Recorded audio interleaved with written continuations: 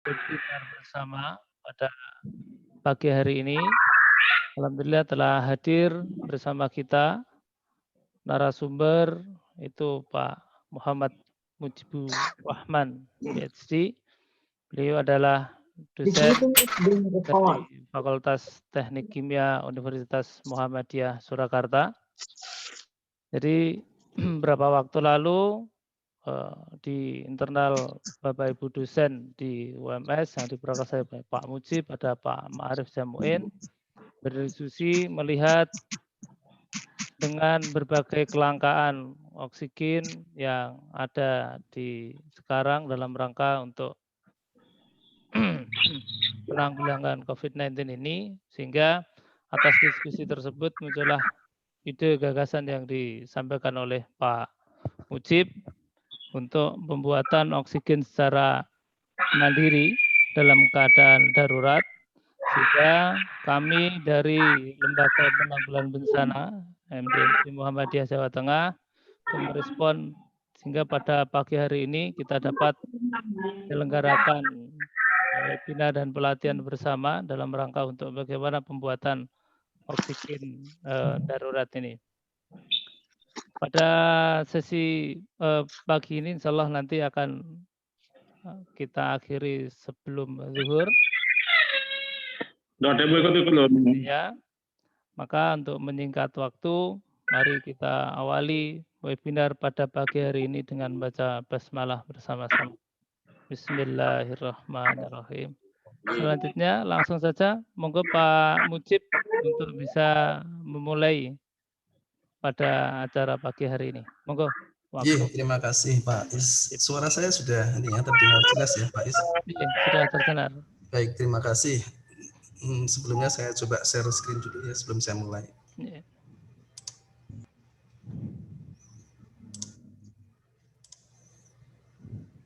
Sudah terlihat Pak Is screen saya? Sampun Pak Mujib. Baik, terima kasih. Assalamualaikum warahmatullahi wabarakatuh. Waalaikumsalam warahmatullahi wabarakatuh. Alhamdulillahirabbil alamin, asyhadu an la ilaha illallah wahdahu la syarikalah wa asyhadu anna Muhammadan abduhu wa rasuluh. Sallallahu alaihi Muhammad wa ala alihi washabihi ajmain. Yang kami hormati dari PWM Jateng, kemudian juga BMC ya. Kemudian Mas Istanto, pokoknya semuanya Bapak Ibu yang saya hormati tidak bisa saya sebutkan satu persatu. Terima kasih setelah memberikan kesempatan kepada saya untuk sharing ide ya. Seperti disampaikan Mas Istanto tadi, jadi awalnya di internal UMS ya, di grup WA kami berdiskusi tentang kelangkaan oksigen ini ya. Nah, waktu itu saya menyampaikan, nah itu di pom-pom bensin kan sudah ada mesin nitro generator ya. Jadi kalau mesin itu memisahkan nitrogen atau oksigen dari udara, itu mesti hasil sampingnya adalah kemurnian yang tinggi juga ya. Kalau kita misalkan ambil nitrogennya, oksigennya juga murni, relatif murni. Maka akhirnya di situ kita ide pertamanya adalah memodifikasi ya udah mesin-mesin nitro yang ada di pom bensin itu. Kemudian ide yang kedua yang nanti akan kita bahas di sini sebenarnya. Jadi apa itu itulah ya, dan saya menduga awalnya ini ya hari ini itu saya kira cuma diskusi dengan tim MDMC, ternyata dalam formal ya webinar ya, nggak apa-apa. Saya kira akan semakin banyak audiens akan semakin nanti akan kita lihat secara objektif ya gagasan ini apakah itu layak atau tidak ya. Dan saya backgroundnya dari teknik kimia ya, dan teman-teman di sini juga dari teknik kimia, saya kira juga sudah cukup familiar juga. Baik Bapak Ibu, supaya lebih efisien yang menyingkat waktu, segera saya sampaikan ya presentasi saya. Beberapa hal yang akan disampaikan ya, kita mulai dari latar belakang aja. Kemudian nanti ya kita tinjau juga lah proses-proses produksi oksigen yang sudah ada, baik itu komersial maupun belum well established ya, artinya masih mungkin dalam pengembangan riset ya. Kemudian yang terakhir adalah terutama yang akan kita bahas ya, jadi emergency oxygen generator. Data ini saya kira sudah familiar sekali Bapak Ibu, ya mungkin nggak perlulah data, kita sudah tahu faktanya bahwa COVID-19 ini memang sudah mewabah ya.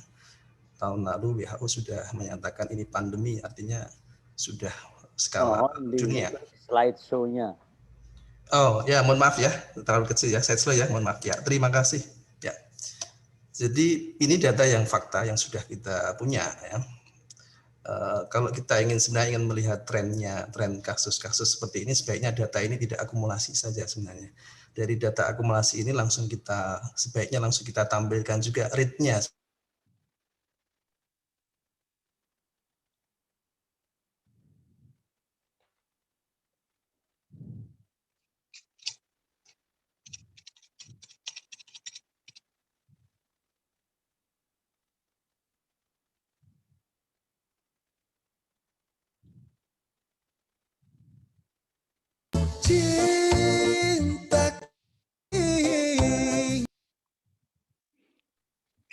Pak Mujib putus sebetulnya.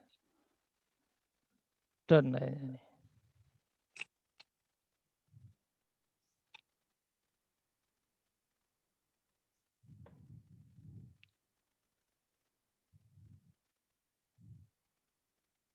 Ya, kita tunggu dulu Bapak Ibu. Sepertinya jaringannya di Pak Mujib down.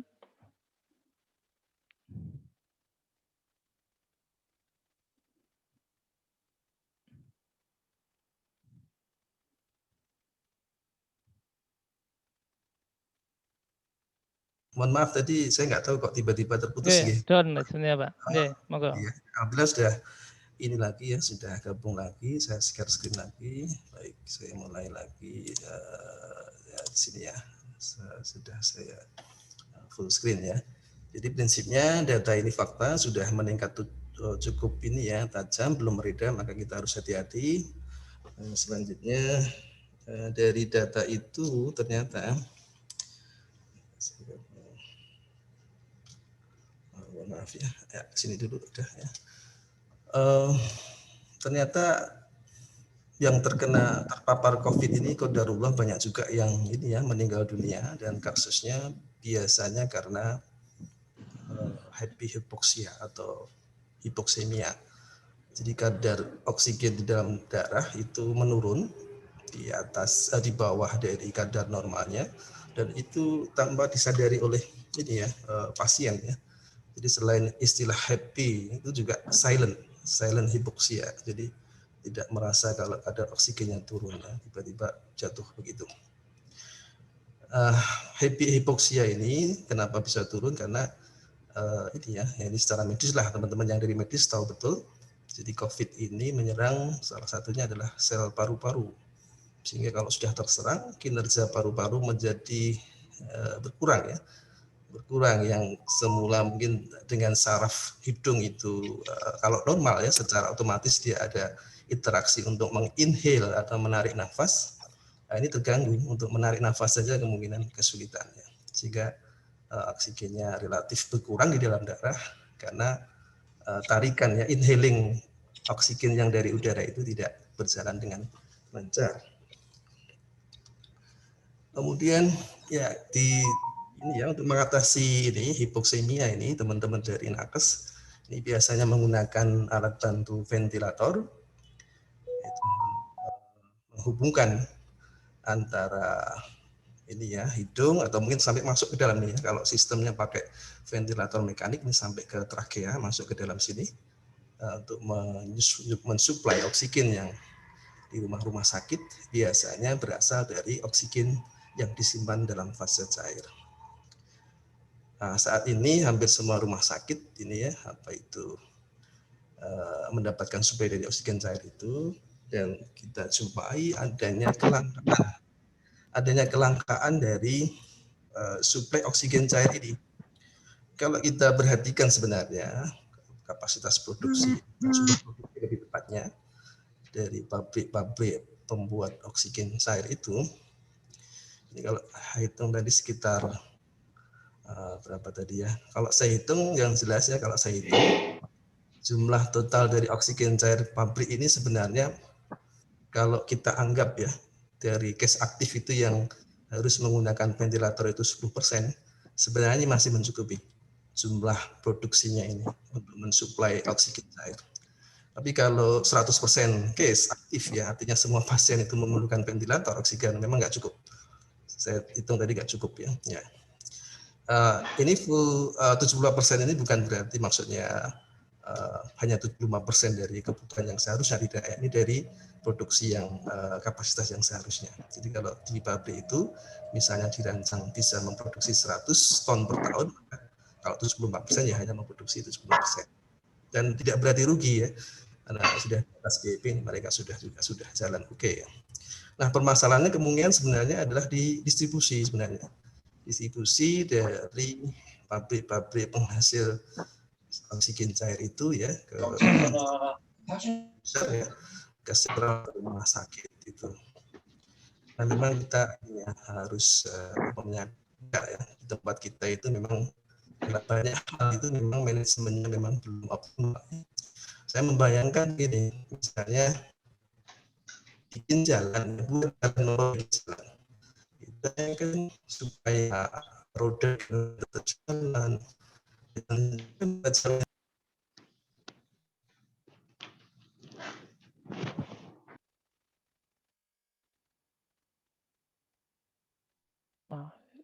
Terus lagi nggak stabil sebetulnya yang di Pak Mujib ini.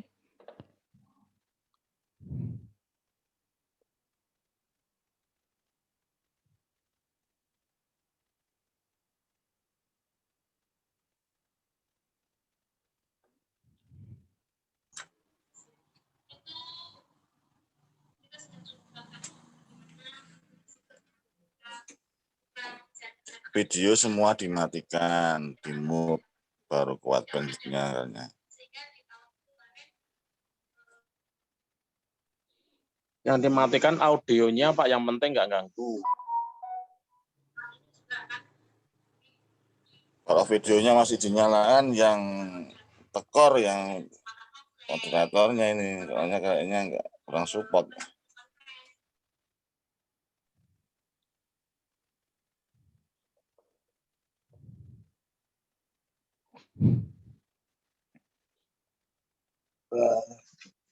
Ya, mohon maaf ya, koneksinya lagi terganggu lagi. Sebenarnya saya sudah dari kampus nih, berusaha dari kampus biar koneksi internetnya juga lancar. Tapi mudah-mudahan nanti tetap lancar ya. Baik, saya tampilkan lagi share screen saya ya. Maksudnya bukti bayarnya.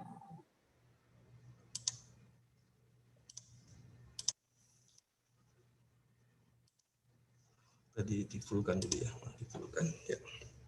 Jadi secara kalau kita bicara jumlah produksi pabrik gas oksigen, ya, oksigen cair ya, yang ada di Indonesia, kalau kita anggap 10% pasien tadi yang memerlukan ventilator cukup sebenarnya.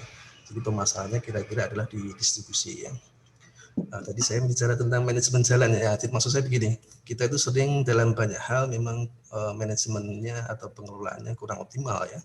Misalnya kita buat jalan, jalan itu kan untuk ini ya lalu lintas perekonomian ekonomi supaya lancar. Ya sebisa mungkin ketika kita buat jalan ya jangan sampai memblok sama sekali. Artinya jangan sampai satu arah saja bolak-balik gitu ya lewatnya.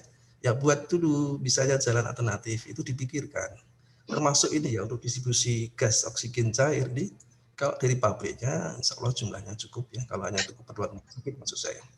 Ini juga tentu saja kebijakan ya. Jadi kalau semula oksigen untuk hal yang lain, kalau kondisi seperti ini harusnya diprioritaskan untuk keperluan medikal. Saya dengar juga dari teman yang kebetulan di Pupuk Kaltim, ini juga insya Allah segera suplai ke Jawa kelihatannya yang oksigen itu.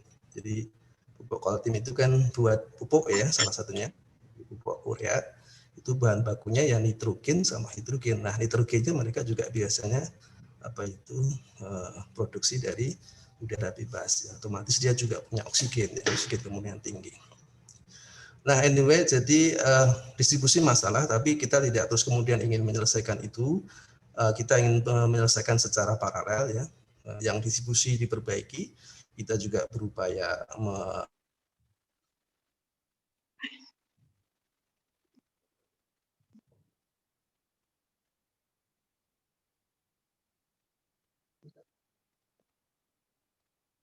Janto.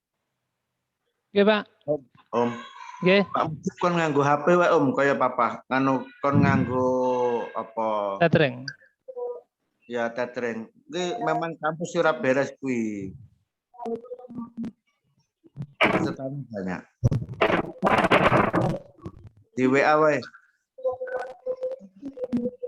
Nganggo apa? Paket internet sendiri.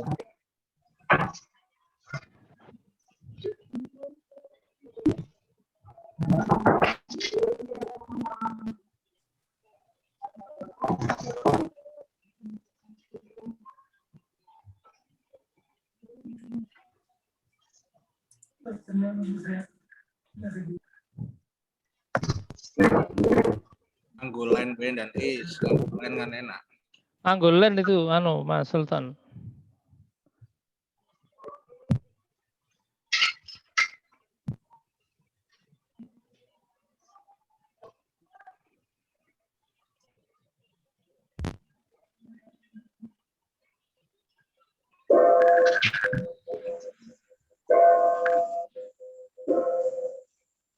Tuh, kayak ono suara tabung.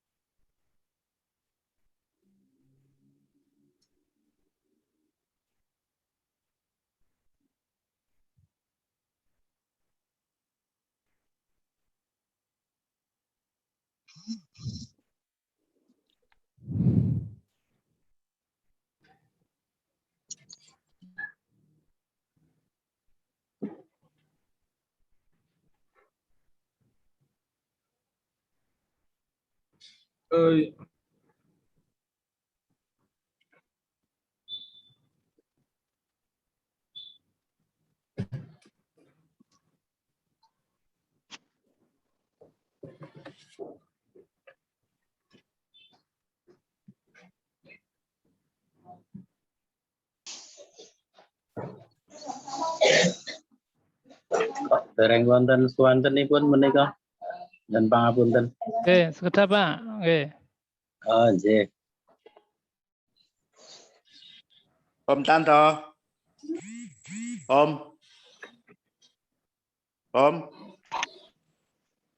Nggih. Tanto. Nggih.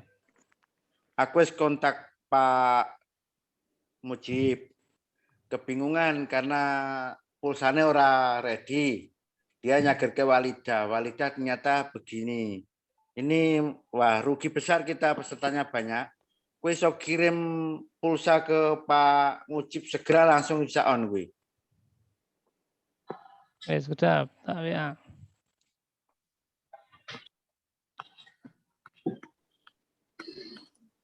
Nggak usah pakai gambar Pak Mak. Nggak usah gambar rumah keluar. Mak baik bisa nonton.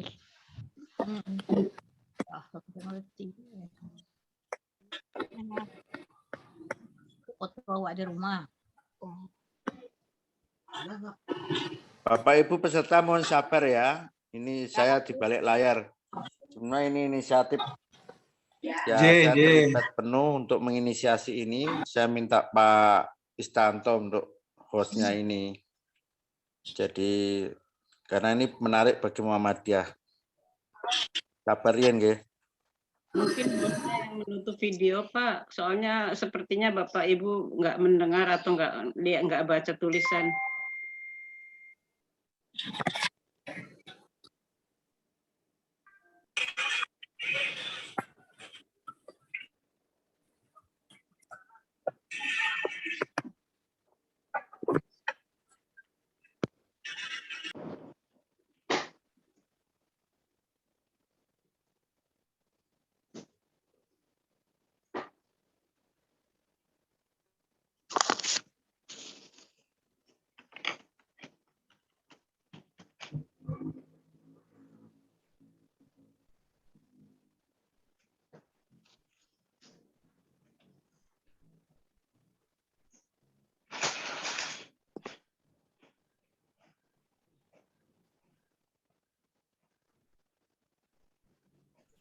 Tes. Oke, masuk Pak Busip. Mohon maaf ya. Mungkin ya saya harusnya nggak usah bicara soal jalan lah. Langsung to the point aja ya ini ya. Baik, saya share screen lagi. Oke. Mohon maaf saya tidak bisa share ini Pak Is. Oke, saya rasa Pak. Oke.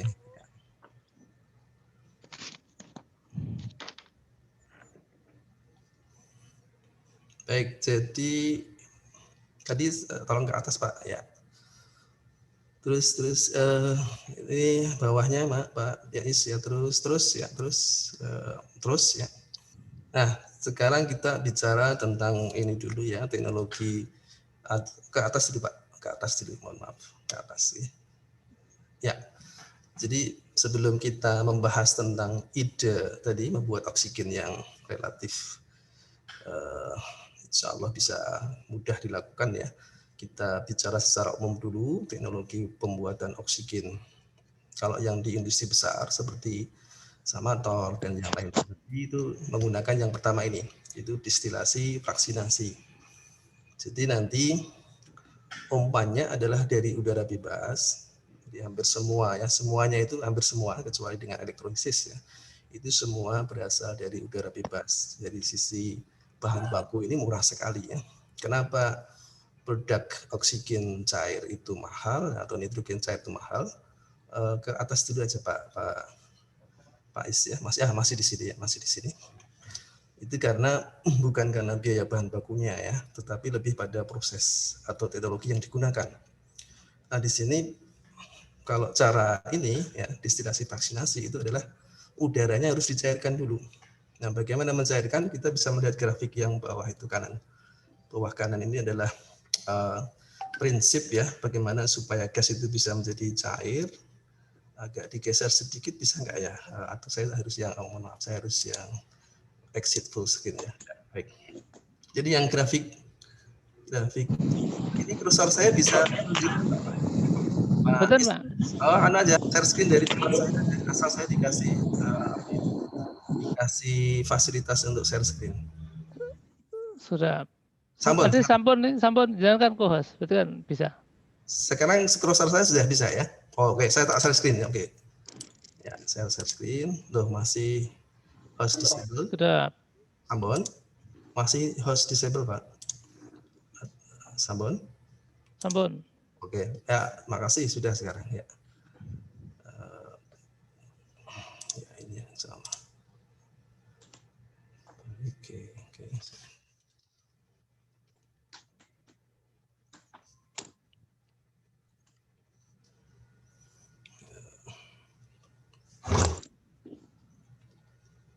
Nah, ini kok tidak bisa geser ya tempat saya.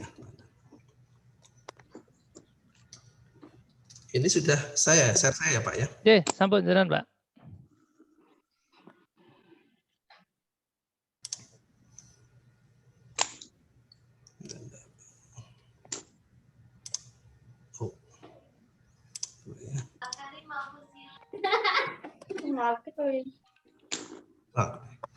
Baik, jadi tadi bahan baku memang murah, tetapi harus dicairkan dulu. Maka kita lihat di grafik ini ya, supaya cair itu, gas-gas itu harus pada posisi di sini di kurva kesetimbangan ini uap yang beruap situ. Di sini itu campuran uap dan cair, di sini sudah cair total di sini. Jadi kalau kita perhatikan udara, suhunya kan sekitar 30 Celcius. Kalau kita lihat di data suhu kritis dari oksigen dan nitrogen itu kan ini ya minus cukup di bawah suhu lingkungan. Nitrogen minus 147, kemudian oksigen minus 118. Artinya begini, kalau kita punya suhu gas di atas suhu kritis itu kita nggak mungkin bisa mencairkan meskipun dengan tekanan yang sebesar-besarnya. Maka kalau kita ingin mencairkan campuran nitrogen dan oksigen ini kalau suhu kritis campuran kita buat bersifat aditif kira-kira 100 minus 140-an karena lebih banyak nitrogennya. Maka kita harus suhunya harus di bawah itu. Caranya bagaimana? Caranya harus didinginkan. Kalau kita mendinginkan pada 1 atmosfer, yang terjadi apa? 1 atmosfer itu nanti ternyata dew point-nya sangat rendah. Minus 191. Mau pakai apa mendinginkan minus 191? Ya mungkin bisa juga pakai hidrogen, tapi hidrogen juga mahal juga. artinya tidak visible, maka nanti dikompres dulu, ditekan dulu. Sehingga di sini ada compression, ya, ditekan, biasanya adiabatis ya, atau mungkin isentropis. Nanti ada, kalau ditekan, gas itu ditekan juga ada kenaikan suhu di samping tekanan. Jadi kurva-kurva yang ini adalah satu suhu ya. Ketika ditekan nanti akan begini. Ya, ditekan itu supaya apa? Supaya dew point-nya, supaya gas mulai mengembun itu suhunya tidak serendah tadi. Nah, maka biasanya ditekan, kemudian dikuling, ditekan, kemudian didinginkan, kemudian terakhir di situ ternyata ada expansion juga. Setelah itu expansion di sini dia masuk, didinginkan sampai dew point, mohon maaf, kemudian expansion. Nah, barulah ketemu campuran cair dan uap, kita mendapatkan cair oksigen, uapnya adalah nitrogen. Nah, kenapa ini masih dipakai sampai sekarang? Nah, karena kita bisa memproduksi ini dengan skala cukup besar, seperti pabrik-pabrik tadi ya, pabrik Samator, kemudian aneka disebutkan tadi ya, Linde dan sebagainya tadi, itu semua pakai rata-rata pakai ini, karena bisa memproduksi dalam skala yang cukup besar tadi, tidak apa tadi 300-an ribu ton per tahun ya. Nah, bagaimana untuk mengatasi biaya otomatis harganya menjadi lebih mahal ya, sehingga kalau kita mau tadi menyediakan oksigen secara darurat tidak pakai inilah ya, nggak mungkin lah. Contoh hitungan tadi ya, kalau kita naikkan 10 atmosfer ternyata suhu embunnya menjadi naik ya, minus 163. Kalau tadi kan berapa tadi, minus 190-an. Jadi prinsipnya tadi seperti itu. Nah, cara yang kedua adalah yang nanti akan kita terapkan, ini lebih visible. Cara kedua adalah dengan adsorpsi.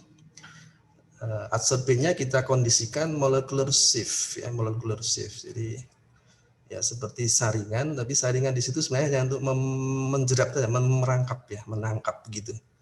Tidak seperti saringan umumnya ya. Menangkap apa itu gas yang diharapkan tertangkap ya, yang namanya kita sebut adsorben. Nah, kalau di mesin-mesin yang sudah komersial, cara ini ya, itu biasanya mereka menggunakan teknologi pressure swing adsorption atau PSA. Ya, pressure swing adsorption itu maksudnya adalah ketika mengadsorb, ya, adsorpsinya itu ditekan, gasnya itu ditekan, artinya ya di atas atmosferik ya. Kita tahu persis di teori itu kalau kita ingin menjerap gas ya ke dalam suatu ke permukaan suatu adsorben, maka makin tinggi tekanan makin baik ya. Kita bisa membayangkan sebenarnya ya, jadi gas itu kan, molekul-molekul gas itu kan jaraknya sangat renggang ya, sangat renggang. Kalau kita ingin mencairkan ya prinsipnya di pressure, ditekan supaya jaraknya makin dekat ya, suatu saat dia menjadi cair begitu. Nah, antara gas dan cair itu untuk terjerap ke suatu permukaan padatan itu relatif lebih mudah ketika kondisinya mendekati cair ya kalau gas ya begitu. Maka ditekan. Kemudian ya biasanya mesin itu kan apa itu supaya bisa dipakai kontinu, pada yang namanya adsorpsi itu adsorbennya terletak di situ secara fixed bed ya, terpasang tidak diinputkan secara kontinu, maka adsorbennya, penjerapnya nanti dia akan suatu saat jenuh ya. Namanya adsorben juga jenuh juga ya. Saturated artinya apa? Artinya dia sudah nggak bisa menjerap lagi karena sudah penuh. Permukaannya sudah penuh dengan adsorbat. Kalaupun terjadi proses adsorpsi lagi, ya biasanya juga ada proses pelepasan ya, kesetimbangan, jadi desorpsi. Energinya yang jelas rendah ya. Kita hanya perlu energi untuk menekan saja tadi. Ya kalau ingin tekanan agak tinggi ya kompresor ya. Kalau mau pakai blower itu sebenarnya relatif hanya untuk mengalirkan. Kalau untuk menekan yang taruhlah pressure rasionya 3, artinya keluar dari alat itu 3 atmosfer, masuknya 1 gitu, kita sudah perlu kompresor. Nah, di situ memang penuh listrik di situ ya. Tapi ya tentu saja tidak setinggi yang tadi, yang proses awal tadi, pencairan tadi. Rangkaian alat sederhana, Bapak Ibu bisa lihat itu di pom-pom bensin itu, kalau ngisi ban, isi dengan nitrogen ya. Nitrogen itu memang inert ya. Sehingga orang terus kemudian berpikir daripada ngisi ban pakai udara yang ada oksigennya agak banyak ya, 21%-an ya. Terus kemudian pakai nitrogen supaya bannya relatif awet begitu ya. Termasuk awet dari sisi terhindar dari oksidasi dan juga dari itu tidak cepat meletus itu ya. Promosinya seperti itu. Tapi saya belum membandingkan ya. Ya sederhananya jelas satu alat tidak perlu ada compression zone, ada cooling zone, ada expansion zone, nggak perlu. Di sini ada expansionnya juga ada, expansionnya cuma dalam satu alat itu. Jadi ketika sudah jenuh adsorbennya itu, supaya bisa dipakai lagi, maka dilakukan regenerasi. Dan regenerasi yang dilakukan di mesin-mesin nitro generator, termasuk oksigen generator yang sudah ada, itu adalah dengan swing tadi, dengan penurunan tekanan, sehingga menjadi terlepas. Yang terserap tadi terlepas. Nah dalam satu mesin, mesti minimal ada dua molecular shift ya, unit ya. Kemudian oksigennya tersimpan dalam fase gas. Nah, kalau yang tadi itu kan dalam fase cair. Memang ada kelebihan fase cair, biasanya apa? Kalau kita simpan pada volume yang sama, ya, tabung volume yang sama, maka jumlah massa daripada oksigen cair tadi akan lebih besar daripada kalau kita simpan fase gas. Makanya nanti kalau kita mau menyimpan fase gas ya kita upayakan semaksimal mungkin tetap dalam situ ya, dalam tabung gas itu ditandai di tekanan yang tinggi, tapi itu harus hati-hati. Tekanan di situ tidak boleh melebihi tekanan yang diizinkan, karena kalau nanti terlalu over tekanan bisa pecah itu tabung ya. Karena ketebalan plat itu dirancang untuk internal working pressure tertentu. Nah, prinsipnya adalah ini compression, adsorption, dissolution. Kalau regenerasi, expansion, disruption. Ini gambarannya Bapak Ibu ya. Jadi gas itu meskipun ya kita nggak melihat ya, tapi ini ilmu Allah ya, ternyata antar molekul itu ada gaya tarik menarik ya. Gaya tarik menarik ini biasanya karena van der Waals. Van der Waals itu artinya ya kira-kira gaya tarik menarik antara elektron dalam suatu molekul dengan inti atom molekul lain ya. Jadi setiap unsur itu ada inti atom, ada elektron, itu sendiri ada tarik menarik ya, sehingga elektron nggak lepas di situ. Nah, antar molekul sendiri termasuk antara adsorben dengan gas ini juga ada interaksi gaya van der Waals. Nah, di sini nanti terjerat. Nah, tentu saja nanti antara bahan satu dengan adsorben yang lain itu kekuatan gaya tarik menariknya lain ya. Nah, secara umum nanti kita bisa tahu bahwa semakin dekat polaritas biasanya interaksinya makin kuat ya. Nah, ini juga ilustrasi lain tentang adsorption. Ya. Apa bedanya dengan absorption ya? Jadi kadang kita pakai absorption. Kalau absorption bahasa Indonesianya adalah penjerapan, bukan penyerapan. Kalau absorption pakai B itu penyerapan. Kita lihat di sini kalau adsorption, penjerapan itu artinya adsorbannya hanya ada di permukaan saja. Nah, biasanya adsorben padat ya. Tapi kalau absorption ini biasanya adsorbannya masuk ke dalam body daripada penyerapnya. Ya, biasanya di sini solvent liquid ya. Jadi di video yang di-share termasuk Pak Ustadz Ma'arif itu kemarin ke saya, kenapa kemudian saya mempropos ide ini, itu karena saya gini, yang pakai air itu katanya, saya tanya ke Ustadz Ma'arif, bisa ya itu ya? Katanya bisa, berhasil. Ya, kalau gitu saya kesimpulannya untuk membantu pasien hipoksia ini, kemurnian oksigen tidak harus tinggi, ya, tidak harus tinggi. Nah, tinggi memang semakin tinggi itu bagusnya ini ya, transfer massa ya, perpindahan massa oksigen ke darah, mendifusinya itu memang lebih cepat ya, karena gradien konsentrasinya makin tinggi ya kan. Jadi kalau kita nafas biasa kan sebenarnya juga oksigennya kan sekitarnya 21% itu. Nah, orang hipoksemia itu kan karena kesulitan paru-parunya untuk menarik ini kan, meninhale ya dari udara luar. Nah, kalau memang yang di-share di video itu berhasil, maka terus kemudian saya, udahlah kalau gitu bikin aja yang model pakai bahan isian bukan air tapi pakai adsorben begitu. Yang nanti kita bicarakan ya, ya. Nah, kalau yang di air itu kan keluarnya ini ya, udara nanti relatif komposisinya sama. Memang betul nanti air itu menyerap ya, tadi istilah absorption ya, menyerap oksigen, menyerap nitrogen. Tapi kelarutan kedua gas itu di dalam air kan juga terbatas, dan air di situ kan juga tidak diinputkan secara kontinu, dia jenuh juga akhirnya. Kalau sudah jenuh, kalau ada oksigen atau nitrogen masuk ke situ, ya nitrogennya tidak akan lepas lagi ya. Gelembungnya tetap masih menggelembung menggelembungnya masih menggelembung begitu ya. Jadi gelembung itu kalau makin kecil artinya kan sebagian sudah terserap ya. Tapi kalau gelembungnya makin besar, bisa juga ada tekanan hidrostatik di situ ya. Baik, jadi itu gambaran adsorption dan ini nanti yang akan kita pakai. Sebelum kita bicarakan tentang desain alatnya, Nah, ini masih penggambaran dari adsorpsi tadi.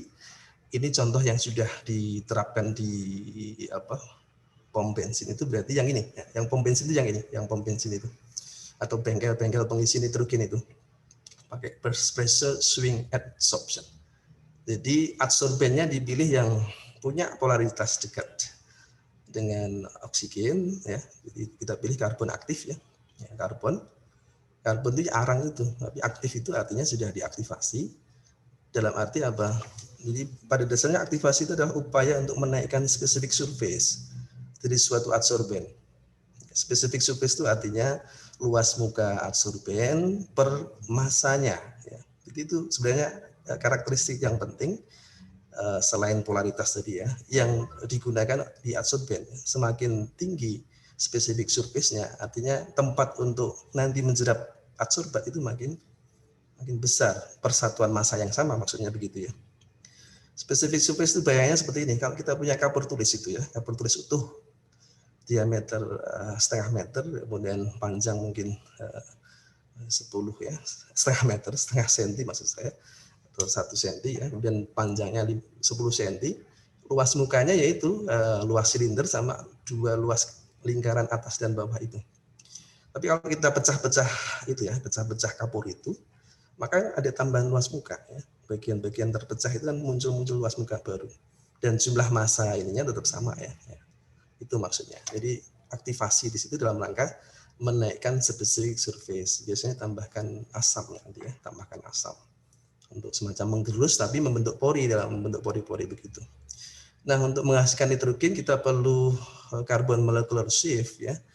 Jadi adsorbennya sudah banyak pori-pori di situ, maka nanti diharapkan oksigennya itu terjerap di dalam pori-pori itu sama di permukaan yang luar, ya.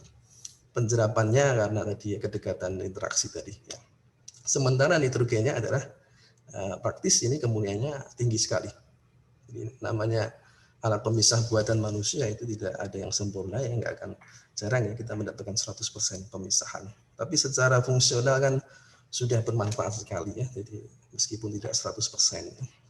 Nah, di sini kita lihat ketika sudah jenuh nanti, ini masih hitam dianggap belum jenuh, belum menjerap, ya.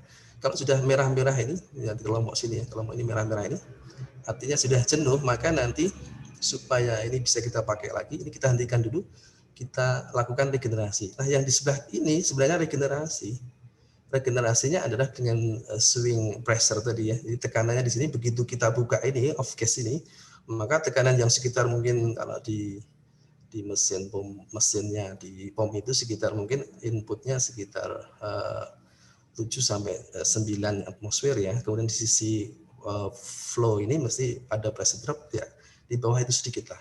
Nah, di sekitar itu kita ini buka, terjadi semacam expansion begitu, jadi dia akan relatif lepas ke sini. Inilah sebenarnya yang bisa kita manfaatkan oksigen dengan kemunian yang juga relatif tinggi yang di pom-pom itu, termasuk bengkel, ya. Nah, ini caranya gimana, ya? Kita tinggal koneksikan off gas ini dengan penampung atau gas holder, ya, untuk oksigennya, ya. Jadi nanti, ya, tekanannya mampu menampung tekanan mesti di bawah inilah, sedikit di bawah 7, ya, masih lumayan itu, ya, 6 atmosferan atau 6,5 begitu. Karena kalau lebih tinggi nggak mungkin nanti bolak-balik ke sini lagi, ya, begitu. Ini yang modifikasi satu, atau cara satu mendapatkan oksigen murah itu, silahkan kita mengkoneksi ini mesin-mesin yang di pom itu, ya, dengan tabung-tabung kecil, ya, nanti untuk keperluan mobil, ya, mobilitas di ambulan bawa itu, ya, pakai tabung-tabung oksigen yang kita peroleh dari mesinnya, nitro generatornya pom-pom bensin itu, ya. Itu kemudian cara lain, teknologi lain adalah membrane gas separation. Jadi dulu salah satu penelitian saya waktu studi adalah dengan membran, ya, tapi bukan untuk gas separation. Saya dulu untuk pemisahan ini cair, ya, dengan membran juga, tapi membrannya juga membran dense, artinya tidak berpori, ya, tidak berpori.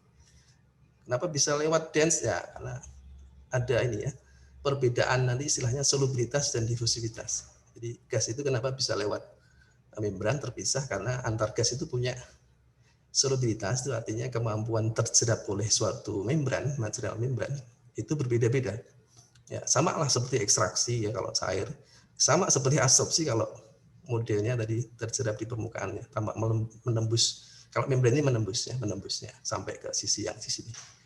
Perbedaan solubilitas dan difusivitas. Artinya yang punya solubilitas dan difusivitas yang optimal ya, karena antara solubilitas dan difusivitas itu biasanya ini ya, satu sisi kalau kita punya solubilitas tinggi biasanya difusivitasnya rendah. Jadi yang kita inginkan yang kondisi optimal sebenarnya. Biasanya kalau gas-gas dengan ukuran molekul tinggi, besar ya, itu solubilitasnya lebih tinggi. Tapi nanti kemampuan untuk melewati membran difusivitas itu lebih rendah ya. Kita bisa membayangkan kalau ukuran kita besar ya, melewati lorong kan lebih sulit kan. Nah, sama lah dengan gas-gas seperti ini. Maka yang diperlukan nanti ketika merancang pemisahan dengan gas ini ya, dengan membran ini adalah bagaimana kita bisa membuat bahan membran yang itu menghasilkan solubilitas dan difusivitas yang optimal untuk gas yang akan kita lewatkan di sini. Ya. Sementara yang tidak interaksinya antara tadi ya solubilitas dan difusivitas ini tidak optimal, relatif menuju retentate ini. Rangkaian alat juga sederhana membran ini sebenarnya. Jadi tidak perlu banyak alat seperti di pencairan gas tadi. Kita cukup satu modul membran aja, tentu saja dengan umpan ya. Ada satu modul membran. Modul membran itu artinya tempat untuk mengepak membran itu ya, mengepak membran supaya mempunyai luas transfer massa yang besar untuk volume yang ada ya. Jadi seperti juga alat penukar panas ya, heat exchanger itu yang juga begitu. Kita punya modulnya ya, supaya apa? Supaya luas transfernya maksimal untuk volume tertentu ya. Oksigennya juga tersimpan dalam fase gas ya.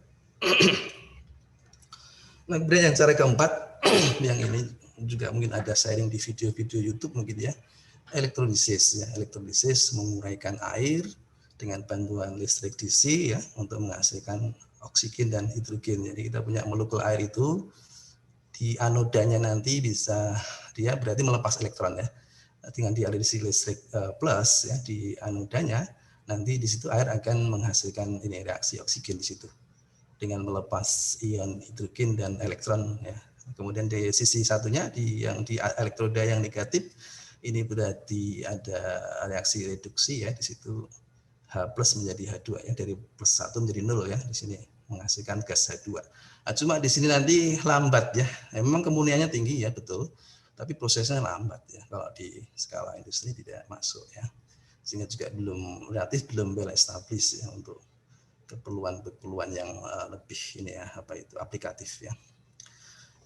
4 cara itu yang paling visible untuk kita gunakan membuat emergency oxy generator adalah yang adsorpsi tadi ya.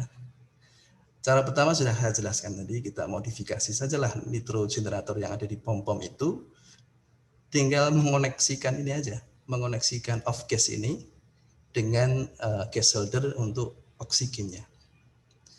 Sama juga catatan ya, kemarin teman seorang dokter juga dosen di Fakultas Kedokteran itu menyampaikan di rumah sakit teman sudah punya mesin oksi, tapi ternyata tidak efektif. Katanya begini, kadar kemuniannya terlalu rendah.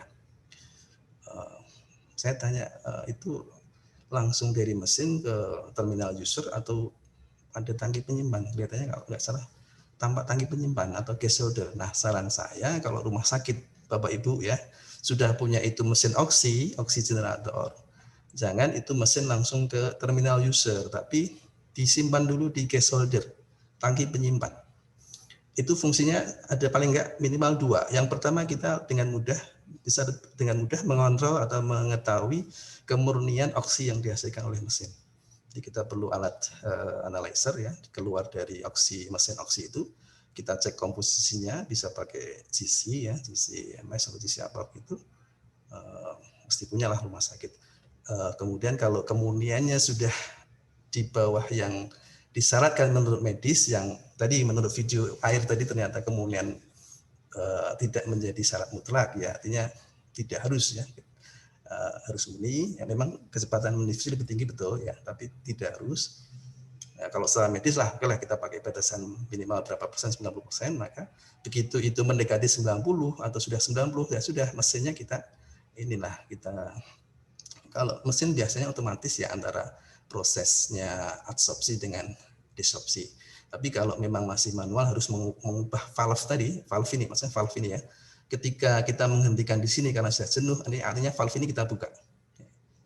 Proses regenerasinya sudah selesai, valve ini kita buka untuk yang begini ya. Berarti posisinya begini. Kita nutup ke arah sini, kita buka pompanya ke arah sini. Gitu. Jadi supaya apa ya? Supaya kemurniannya terjaga tadi.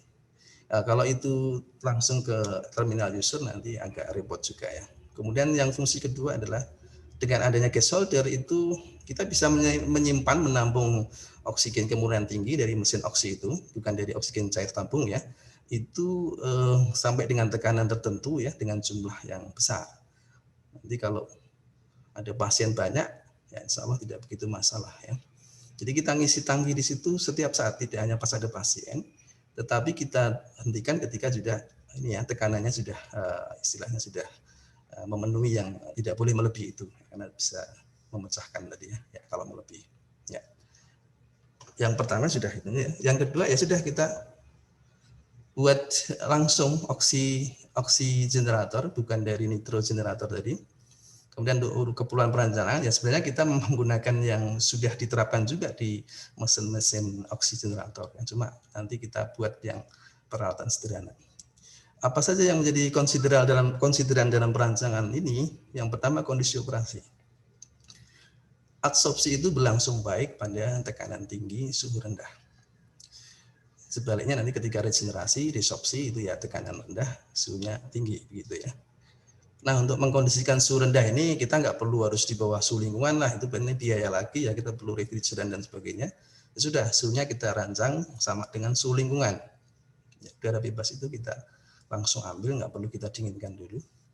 Nah untuk penekanan ini juga ya kalau kita pakai nanti gambarnya pakainya aerator yang akuarium ya. Kalau hanya pakai aerator akuarium nanti ya sudahlah, pokoknya dikondisikan di atas atmosferik dengan jalan nanti ya, ketika kita mengoperasikan pertama kali menjalankan alat itu nanti itu yang bagian discharge jangan dibuka dulu, ditutup dulu. Sampai nanti di situ kan gas-gas terkumpul di tabung ya, di tabung itu artinya juga menaikkan tekanan. Nah, nanti baru setelah tekanan tertentu ya kita kalau alatnya sederhana nggak ada alat ukur tekanan, kita kira-kira nanti pakai waktu bolehlah. Kita buka valve yang discharge itu apa tidak full seperti yang diumpan. Itu nanti relatif nanti tekanan di dalam tabung adsorpsinya yang relatif tekanannya akan terjaga di atas 1 atmosfer. Bisa juga nanti jumlah pipa pemasukan itu, entrance itu kita buat lebih banyak ya. Kalau pipanya pipa PVC nanti kita buat mungkin 2, kemudian discharge-nya 1. Itu juga bisa mengkondisikan tekanan agak di atas sini ya, 1 begitu. Itu kondisi operasi. Jenis adsorben sudah jelas, zeolit nggak perlu lakukan riset lagi ya. Zeolitnya nanti kalau kemarin Pak Ustadz Ma'arif zeolit nggak kenal ya, berarti saya mau berkesimpulan Ustadz Ma'arif nggak hobi ikan ini ya. Tapi zeolit yang ada di toko-toko akuarium ya, di POK itu juga ini ya memang bukan molecular safe ya, artinya nanti kemampuan mengabsorpsinya lebih rendah ya, kapasitas absorpsinya. Nah, kita langsung aja pilih zeolit nanti yang molecular safe. Zeolit molecular safe ZMS tadi saya lihat di Tokopedia katanya. Itu harganya 2 juta per 25 kg ya, bukan per gram ya. Artinya 1 kilogramnya sekitar 80-an ribu ya. Jadi insya Allah itu relatif ini terjangkau ya. Dan nanti kita pakai berulang-ulang kan ada regenerasi dan sebagainya. Jadi zeolit molecular safe ukurannya kalau yang spek 13 kali tadi ya, 13x malah itu sekitar 80.000 per kilogram tadi. Kemudian dimensi adsorben ini saya bicara secara general aja, nanti kalau yang di pasaran yang sudah komersial kan sudah tersedia juga. Kalau yang 13X tadi saya lihat 1,5 mili kalau nggak salah. Jadi berbentuk seperti bola tapi dia berpori ya, berpori sehingga luas muka adsorben berpori itu jangan dibayangkan ini loh. Meskipun ukurannya hanya 1,5 misalnya mili atau 5 mili, mungkin kita kaget. Luas mukanya itu bisa setara dengan lapangan sepak bola ya. Jadi dulu saya juga sempat heran juga dulu waktu ada yang mengkritisi ini bangun jalan sekian ribu kilometer melebihi diameter bumi, kita menganggapnya itu jalan lurus semua ya. Kalau belok-belok di kampung-kampung ya mungkin saja. Sama dengan ini, luas muka adsorben itu juga begitu. Dia bisa sampai ribuan ya, karbon aktif per gram itu bisa sampai 1000-an lebih meter kuadrat ya. Nanti juga zeolit juga begitu. Ini ada ya, 900 ini menurut penelitian Kiselev dan Lopaktin tahun 63 ya, udah 63 itu udah ada yang meneliti. Kita yang mungkin kurang ya, 960 sampai 1132 meter kuadrat per gram ya, jadi cukup luas. Ini nanti yang untuk menampung adsorbat nanti ya, untuk menjerap adsorbat. Jadi dimensinya adalah ikuti yang sudah komersial tadi seperti zeolit ZMS 13X tadi ya, itu salah satu contoh. Kalaupun nanti nggak beli komersial ya kita beli zeolit ya nggak apa-apa, zeolit yang ada di dekat kita ya memang nanti spesifik surface-nya nggak akan setinggi kalau yang sudah diaktifkan, tapi nanti kita bisa istilahnya memodifikasi supaya spesifik surface-nya juga relatif lebih tinggi, kita buat ukurannya lebih kecil. Jadi kita tumbuk ya yang sudah kita beli mungkin ukurannya masih besar, kita tumbuk, kita saring dengan pada mesh tertentu, tapi nanti juga jangan terlalu kecil ya, jangan seperti powder, karena kalau nanti kita menumbuknya sampai ukuran powder ketika membuat tumpukan di dalam tabung nanti, itu nanti rongga-rongga antar tumpuannya relatif kurang tersedia dengan baik ya, jadi nanti aliran menjadi sulit lewat di situ. Itu pertimbangan yang ketiga. Kemudian pertimbangan yang keempat, distribusi aliran udara. Kalau supaya kontak massa ya antara udara dengan adsorben itu baik ya, diusahakan distribusi aliran udaranya juga merata ke seluruh bagian daripada adsorben itu ya. Jadi nanti adsorben itu kita taruh dalam tabung pipa PVC gitu ya, kita ambil 2 inch misalnya, maka supaya aliran udara itu relatif merata, supaya kontaknya bagus, kita atur ini, kita kondisikan ukuran diameter per L dibuat kecil ya. Jadi tidak dibuat sama D sama dengan L. D itu diameter pipanya, L itu panjangnya nanti tinggi pipa ya. Nah, kalau 2 inch kita ya nanti mungkin 1 meteran ya yang L-nya ini, supaya portable juga praktis ya, dibawa ambulan juga praktis begitu. Nah, satu lagi supaya distribusi udara merata, aliran udara kita ampunkan dari atas ya. Jadi kalau cair ya dari bawah ya, supaya distribusinya merata. Ini aliran udara dari atas, kenapa? Karena udara itu kan ya ini untuk gas-gas yang ringan, terutama ya, hampir semua gas ringan ya, itu kan ya relatif dia akan mengalir ke udara karena pressure drop-nya udara, tekanan makin ke atas tekanan makin kecil ya, jadi praktis gas udara itu mengalir menuju ke atas ya. Kalau kita masukkan dari atas, maka nanti praktis dia akan memenuhi ruangan-ruangan di situ penuh dari atas ya, tidak langsung terjun ke bawah ya. Kenapa terjun? Karena di situ kita juga menerapkan penekanan ya, jadi tetap bisa langsung ke bawah ya, karena ada penekanan dari umpan ya. Kemudian faktor yang atau konsideran yang keempat, kontinuitas proses ya, ini seperti juga yang diterapkan di komersial, karena itu terpasang fixed bed, suatu saat jenuh maka memang harus ada proses regenerasi. Nah nanti karena ini juga darurat emergency, regenerasinya bisa kita juga selain penurunan tekanan ini efektif kalau tekanan tinggi ya, tapi kalau kita tekanan tidak terlalu tinggi ya sama secara termal dengan dialiri udara panas. Gambarnya inilah gambarnya. Ini harusnya kalau mau, sebenarnya ini juga tadi ya mesin tadi ya, hanya dikoneksikan dua-duanya langsung koneksi dan itu bekerja secara ini ya, by mesin ya, tidak mungkin betul-betul manual begitu ya. Dia ketika regenerasi ya dia valve-nya itu bergerak sendirilah, tidak diatur by mungkin time dan sebagainya. Aeratornya biasa dari akuarium itu. Nah, ini karena kemarin terinspirasi dari yang air itu, yang di video itu. Ustadz Ma'arif share itu, saya bilang itu berhasil nggak sukses, nggak, katanya sukses. Ya sudah, kalau gitu kita buat yang seperti ini. Ya. Dan catatannya adalah, menjadi catatan saya adalah berarti kemurnian tinggi itu yang harus 90% tidak syarat mutlak. Memang betul makin tinggi kemurnian oksigen, makin cepat nanti mendifusi ke darah. Iya betul, karena itu kejadian konsentrasi oksigennya makin tinggi ya. Tapi kalau ternyata juga itu bisa, ya sudah kita buat ini Tapi kalau kita menggunakan molekular shift unit yang komersial juga nanti insya Allah juga relatif tinggi kemudian oksigen yang kita peroleh insya Allah ya. Nah, jadi ini tadi berdasarkan 4 pertimbangan tadi akhirnya kita buat seperti ini. Ada 2 tabung ya, PVC, diameter 2 in, kemudian panjangnya 1 meter. Ini harusnya kalau menulis in pakai inch itu harus pakai titik ya. Karena kalau in nanti bahasa Inggris dikira di dalamnya inch ya.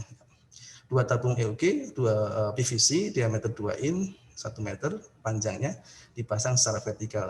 Nah, tadi supaya distribusi udara lebih baik tadi. Tapi kalau nanti di prakteknya kita mau pakai agak miring ya nggak apa-apa. Ini hanya untuk maksimalkan distribusi udara ya, kontak dengan absorben. 3 aerator ya ini nanti kalau kepaksanya sebenarnya kalau kepaksanya 2 aerator itu nggak apa-apa ya. Tadi kita misalnya ini kita buat 1, ini 1 aerator, 1 nanti untuk regenerasi juga nggak apa-apa. Tapi tadi untuk memaksimalkan supaya penekanan di sini relatif lebih tinggi tadi ya.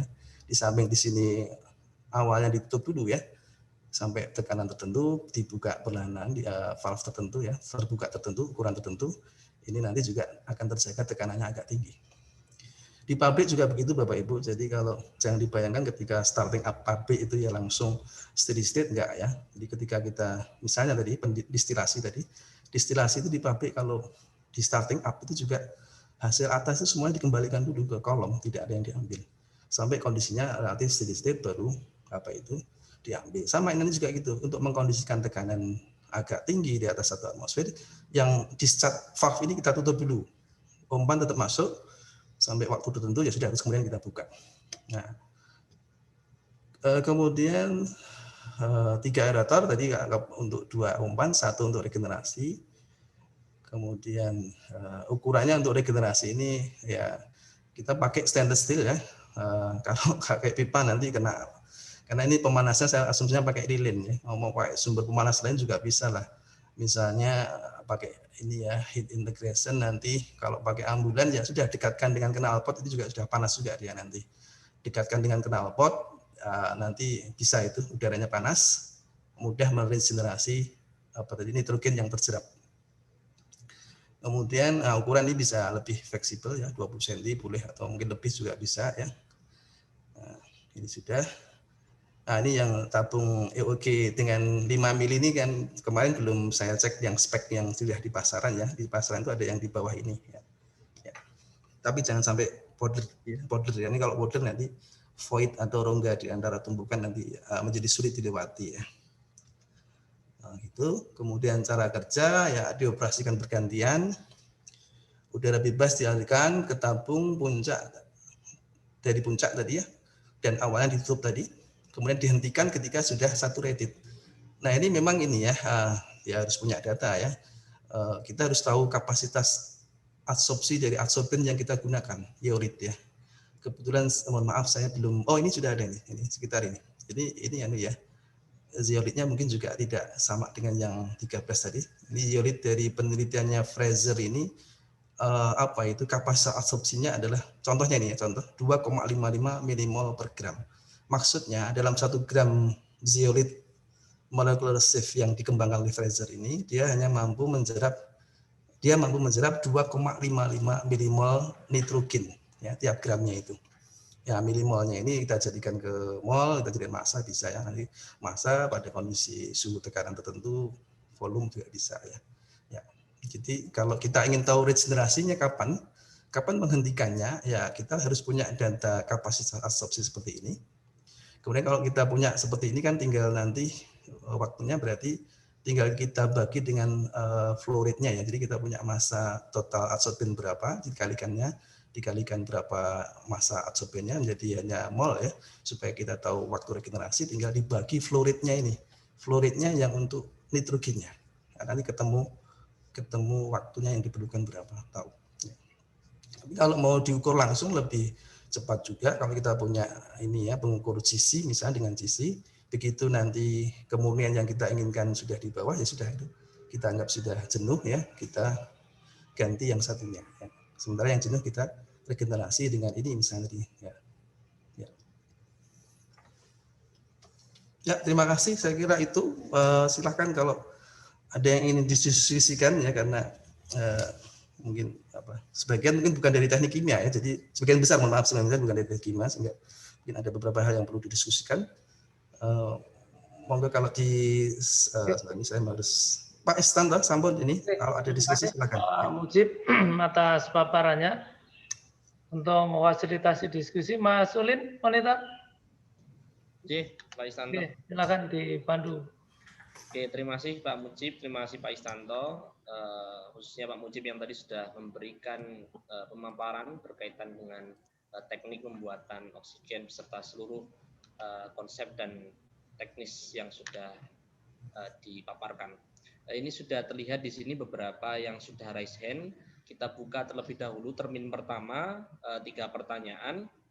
Nanti apabila dibutuhkan untuk termin kedua, maka nanti akan kita buka termin kedua. Nanti untuk peserta yang ingin bertanya bisa raise hand, kemudian nanti akan kami pilih untuk menyampaikan pertanyaan. Yang pertama ini ada Muslimin. Kita akan unmute langsung dari host. Silakan.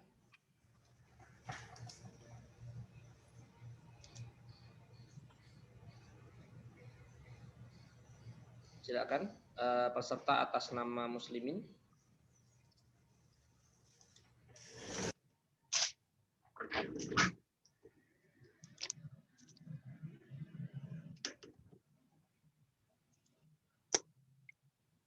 Oh, belum bisa sepertinya. Oh. Kita lanjut ke peserta atas nama Hafiz. Ini sudah raise hand juga, silahkan. Oke, terima kasih Pak Taufik. Assalamualaikum. Waalaikumsalam. Waalaikumsalam warahmatullahi wabarakatuh. Ya, Pak Mujib, mungkin saya akan bertanya lebih ke teknis, Pak. Tadi itu untuk yang aliran feed-nya, aliran umpannya dari atas ke bawah ya, Pak. Biar lebih merata gas yang masuk. Nah, itu padahal kalau di PSA kalau nggak salah ada fase blowdown ya Pak, mengeluarkan yang kalau oksigen generator berarti mengeluarkan nitrogennya gitu. Nah, berarti blowdown-nya itu dia pindah ke atas gitu Pak? Ya, betul sekali. Tadi di regenerasi sebenarnya arahnya sudah saya pindah, arahnya regenerasi tadi. Kita umpankan udara panas dari yang discharge, yang satu pipa tadi ke atas. Betul sekali Pak. Ya. Siap. Kemudian pertanyaan lebih lanjutnya, tadi itu yang dengan EOG itu, Emergency Oxygen Generator itu yang saya tangkap kalau konvensionalnya atau biasanya kan PSA itu 2 vessel ya Pak, langsung kerja sama Skarstrom itu kan. Nah itu yang tadi itu sendiri-sendiri ya Pak, berarti seolah-olah hanya absorpsi saja yang dibantu dengan semi pressure swing gitu. Ininya mungkin ya Pak ya. Betul sekali, karena kita mengkondisikan tekanan agak tinggi supaya pressure swing absorption active fixation itu juga ini ya, untuk alat yang kita bikin ini kurang mendukung. Jadi kita hanya mengkondisikan sedikit tekanan di atas 1 atmosfer supaya absorpsi lebih baik. Untuk meregenerasinya swingnya tidak banyak kita gunakan Pak. Jadi hanya perbedaan tekanannya nggak terlalu tinggi ya antara di dalam tabung itu dengan atmosferik nggak terlalu tinggi. Maka kita bantu dengan aliran udara panas tadi Pak, secara termal. Baik. Kalau mau kondisikan betul-betul swing sakit Pak, kalau tekanan bisa agak tinggi ya. Tapi mungkin nggak pakai pipa PVC lagi, kita pakainya pipa ini ya yang sudah pakai metal ya, karena kalau PVC nggak tahan tekanan tinggi Pak. Iya betul Pak. Nah mungkin ini juga saya mau nambahin yang terakhir untuk masukan Pak. Itu nanti mungkin hazardnya itu kalau yang sekarang desain yang sekarang itu nanti bisa jadi serbuk Pak, kan di dalam kan kekocrok terus kan ya, jadi serbuk itu bisa terbawa aliran terus dihirup. Nah itu bahaya mungkin Pak. Ya terima kasih. Kita perlu memang support ini ya, support absorben, ada semacam saringan logam perforated plate lah untuk betul Pak. Ya betul. Untuk skala besar ya, kalau untuk skala yang ini untuk ambulan berkeliling itulah saya kira masih ini ya, karena flow-rate-nya kan juga hanya pakai aerator dari kolam itu akuarium Pak, jadi tidak terlalu besar. Ya, terima kasih. Siapa? Terima kasih Pak Mujib. Apakah dari Mas Hafiz sudah cukup? dari saya cukup. Terima kasih sebelumnya Pak dan teman-teman panitia. Oke, terima kasih Mas Hafiz dan Pak Mujib atas jawabannya. Ini sangat banyak Pak yang resen, mungkin banyak yang tertarik ya, karena memang oksigen darurat khususnya hari ini menjadi sebuah alternatif yang memang diperlukan, khususnya berkaitan dengan penanganan COVID-19 yang quote in quote sudah memasuki babak atau fase kedua mungkin. Oke, yang selanjutnya peserta atas nama Elma Tri Amelia, silahkan.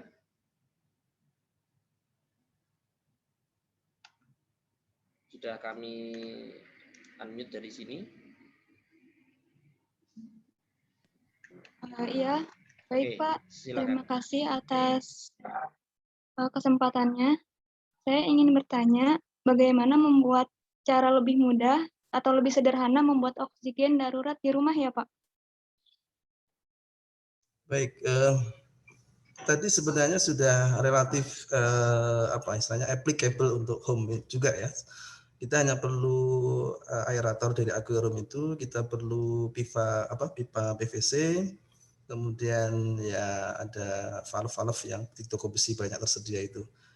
Kemudian zeolitnya ini yang harus beli, ya semua juga beli tadi ya.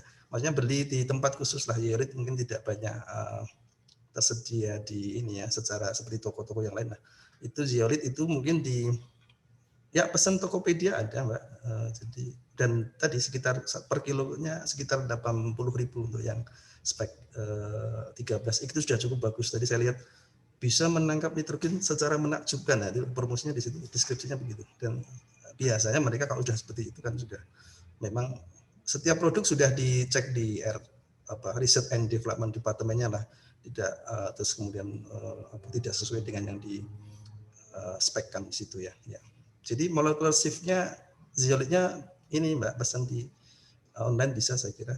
Terus yang lain relatif ini kan semuanya bisa dibuat di rumah ya, begitu ya. Itu tadi bisa untuk rumah juga Mbak. Oh iya, baik Pak, terima kasih. Ya. Sudah cukup Mbak Elma? Iya, sudah cukup. Terima kasih Pak. Ya, terima kasih. Kemudian kita lanjutkan peserta atas nama Edi Trama. Monggo.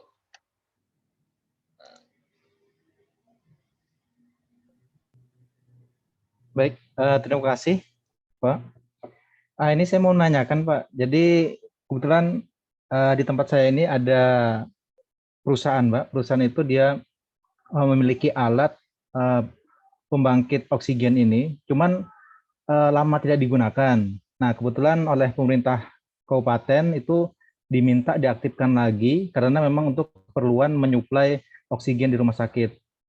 Nah mungkin yang ingin saya tanyakan, kalau alat tersebut lama tidak digunakan itu biasanya hal-hal apa Pak yang mungkin perlu menjadi perhatian agar aman untuk digunakan terkait dengan proses-proses kimia yang Bapak sampaikan tadi? Mungkin ada bagian-bagian tertentu atau tekanan-tekanan yang tinggi sehingga ada alat-alat yang harus kita lihat lagi atau perhatikan lagi. Mungkin seperti itu Pak dari saya. Terima kasih.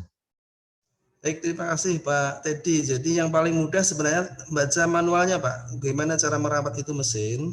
Manualnya itu biasanya termasuk juga cara maintenance-nya.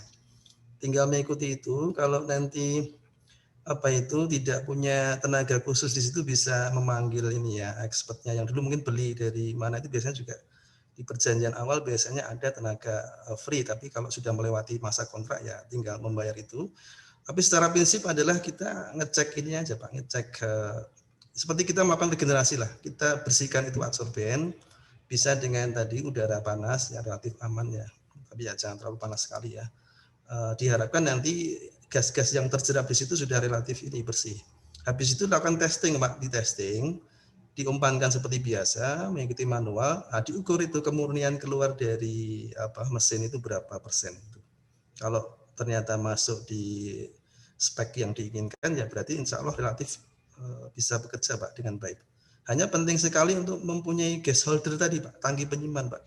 Jangan langsung ke ini ya, terminal user sekarang nanti Sama juga yang pabrik-pabrik itu ya kalau punya misalnya bahan bakunya dari sebelah pipeline tapi kok masih punya tangki penyimpan ya, karena nanti ada gangguan-gangguan kan bisa saja ya dari tetangga.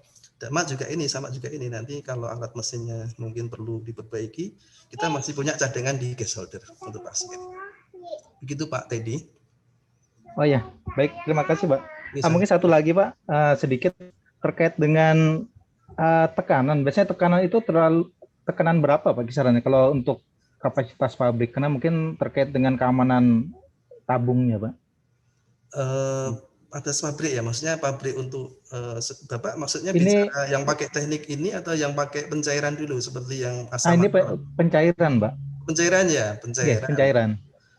Tadi kalau secara hitungan tadi ya, titik dew point, kesetimbangan uap cair tadi, kalau kita mau bekerja 1 atmosfer itu harus menurunkan suhunya sampai minus 190 ya, pendinginnya nggak ada itu kecuali mungkin hidrogen ya.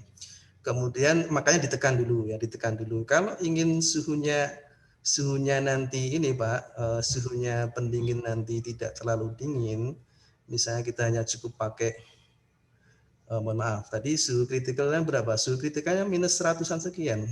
Minus 100-an sekian itu ya nggak mungkin kita pakai pendingin air, nggak mungkin juga. Pendinginnya nanti refrigeran.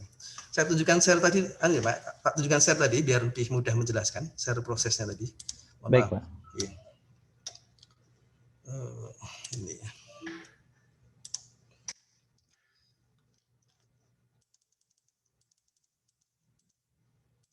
Jadi prinsipnya kita ingin mendapatkan kondisi di sini ya, cair. Nah, kalau cair campuran cair dan uap nanti artinya yang uap itu dan nitrogen, kemudian yang cair relatif oksigennya. Nah kalau kita berada di suhu ini, suhu udara ya, di atas suhu kritisnya. Suhu kritisnya itu kan minus 140-an kalau campuran ini ya.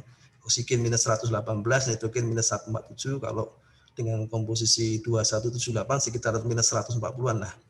Itu artinya kalau kita ingin mencairkan udara saat ini 30 Celcius itu, meskipun dengan penekanan yang sebesar-besarnya, seperti ini, penekanan sebesar-besarnya, ini yang isotermal nggak mungkin juga, adiabatik ke sini ya, nah, gini, ini nggak akan melewati sini, nggak akan mungkin cair. Maka yang dilakukan pabrik adalah supaya dew point-nya nggak terlalu rendah, sehingga nanti pendinginnya itu bisa lebih ini ya, lebih reliable begitu, lebih apa istilahnya visible begitu, maka dinaikkan dulu tekanan.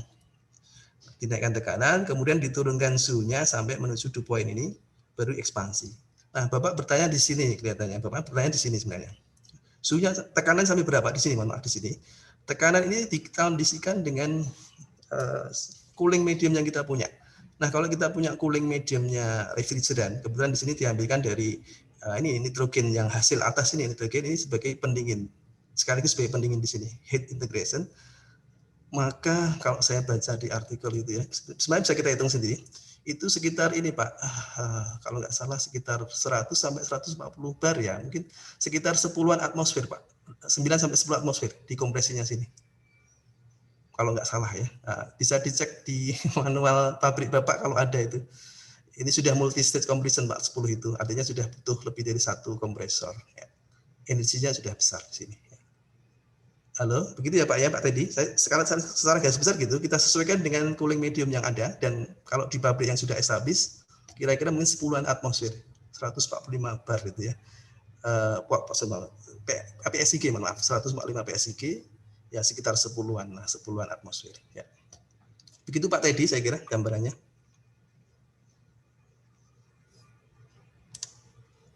Oke, terima kasih Pak Mujib atas jawaban dari pertanyaan Pak Teddy tadi. Menarik sekali. Ini juga masih banyak Pak Mujib yang bertanya. Mohon izin untuk membuka termin kedua.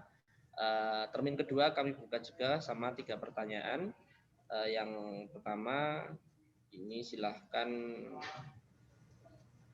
Pak Iwan Setiadi. Monggo, Pak Iwan Setiadi. Assalamualaikum warahmatullahi wabarakatuh. Waalaikumsalam. Terima kasih Pak Mujib. Ini saya orang biasa Pak, nggak ngerti kimia segala macam, tapi aplikasinya yang Pak Mujib sharing cukup menarik. Pertanyaan saya mungkin saya rangkum aja, jadi mungkin agak banyak Pak ya, tapi saya rangkum jadi satu aja. Saya sampaikan langsung. Aerator itu tidak dimasukkan dalam air ya Pak ya, jadi langsung ngambil dari udara ya Pak ya. Betul, tidak di air Pak. Oke. Yang sekarang digunakan aquarium dari air, dari luar juga ada ya, dari luar Pak. Oke, di luar ya. Oke. Kemudian yang 2 tabung itu Pak, satu kan untuk generator oksigen, kemudian satu untuk generasi, untuk regenerasi Pak ya.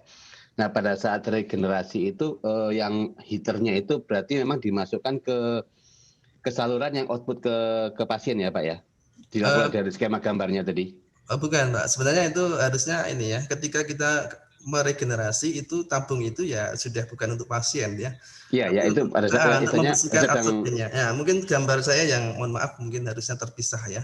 Itu untuk Iya. melepaskan nitrogen yang terserap dari adsorben supaya bisa dipakai lagi Pak adsorbennya. Oke, itu bisa artinya pada saat regenerasi itu kan tabungnya kita lepas, anggap aja kita lepas dari pasien, kemudian nah regenerasinya itu yang heaternya tadi itu bisa dimasukkan dari entah dari yang atas atau bawah berarti Pak ya, dari manapun bisa Ya ya. sembarang bisa lah, itu saya kira sudah atmosferik begitu sudah. Oke. Dari masalah ya.